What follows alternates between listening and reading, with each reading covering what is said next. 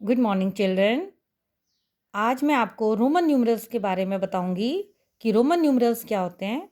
ये आपकी 4th class की मैथमेटिक्स की बुक में चैप्टर नंबर 2 है।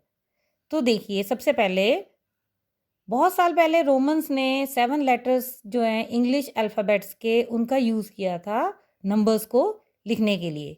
जैसे हम जानते हैं कि हमारे हिंदी सिस्टम में बहुत सारे नंबर्स हैं, जैसे 1, 2, 7, 9। इनको हमें रोमन न्यूमरल्स में किस तरह से लिखेंगे, उसके लिए आपको मैं इसके बारे में बताऊंगी कि ये क्या होते हैं और इसके कुछ लिखने के रूल्स क्या हैं।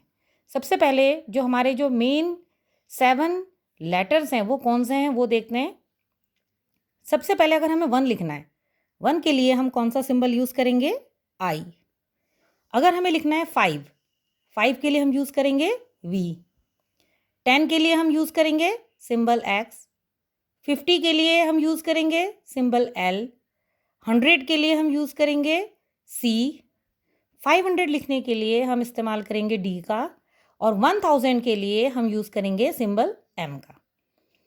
अब देखिए, इसके कुछ रूल्स हैं, वो जानने बहुत ज़रूरी हैं, तभी हम रोमन न्यूमरल्स में आराम कोई भी नंबर को लिख सकते हैं। सबसे पहले देखते हैं, the letters I, X, C and M can not be repeated more than 3 times.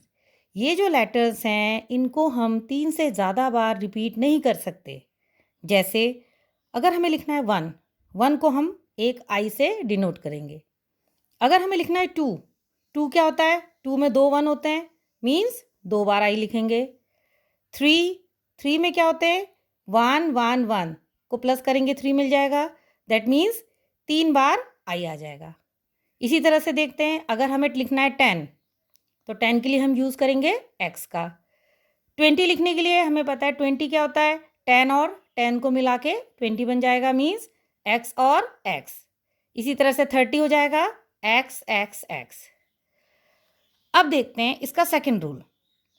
अब जैसे अगर हमें 3 के बाद लिखना है 4, तो हम 4 को लिखने के लिए 4 बार आई यूज़ नहीं करेंगे। तो अब हम 4 कैसे लिखेंगे वो देखते हैं।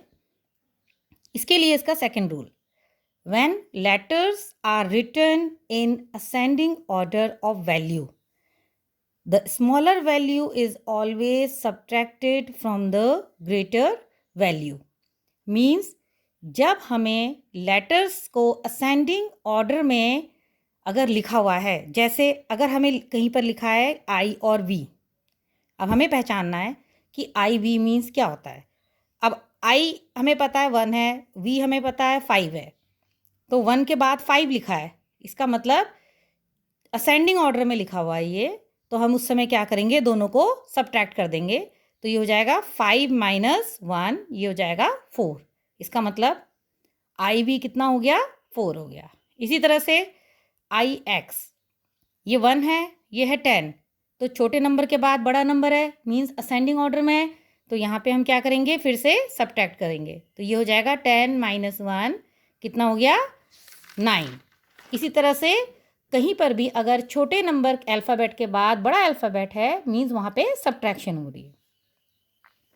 अब देखते हैं third rule, when letters are written in descending order of value, the values of the letters are always added. अगर लेटर्स डिसेंडिंग ऑर्डर में, मीन्स बड़े के बाद छोटा है, जैसे देखते हैं एक्स वी आई, एक्स है 10, वी होता है 5, आई होता है 1, मतलब ये लेटर्स किस तरह से हैं? डिसेंडिंग ऑर्डर में लिखे हुए हैं, तो वहाँ पर हम क्या करेंगे, इनको ऐड कर देंगे। एक्स है 10, वी है 5, आई है 1, तो हमने तीनों को ऐड कर दिया, तो हमारे पास क्या आ गया? 16। इसी तरह से एक्स आई 10 प्लस 1 कितना हो गया? 11। वी आई आई 5 1 1 1 कितना हो गया? 8। तो ये हमारे 3 रूल्स हैं जिनके बेस पर रोमन नंबर्स को लिखा जाता है। अब मैं आपको आज की असाइनमेंट दे रही हूँ, ये आपने अपनी कॉपी में नोट डाउन करने हैं। तो इसके फर्स्ट क्वेश्चन है, right the following Roman numerals in Hindu Arabic system. तो ये आपको रोमन नंबर्स दिए हैं, आपने इनको हिंदू अरेबिक सिस्टम में लिखना है। Thank you.